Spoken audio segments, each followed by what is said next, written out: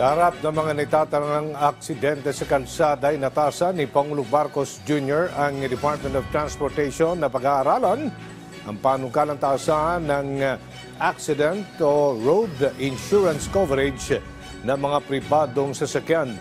Ayon kay Palace Press Officer Yusek Claire Castro, mag-aaralan itong mabuti lalo't karagdagang proteksyon ito sa mga motorista na maaaring maging biktima ng kapabayaan sa kalsada. Matatandang inimog ng Altodap si Pangulong Marcos Jr. na itaas ang saklaw ng bayad sa insurance ilalim ng compulsory third-party liability. Ay sa grupo dehado ang mga pasahero ng mga pribadong sasakyan dahil sa kasalukuyang regulasyon na pinakamataas na maaaring makuha ng biktima ay 200,000 pesos lamang.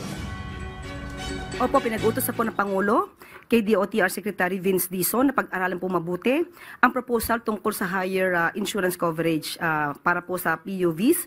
Ito naman po ay para sa karagdagang proteksyon para sa lahat na maaari mabiktima ng negligence o aksidente sa kalsada. Pero muli, sasabihin po natin pinag-aaralan po itong mabuti kung ito ba'y nararapat at ito po ba ay napapanahon.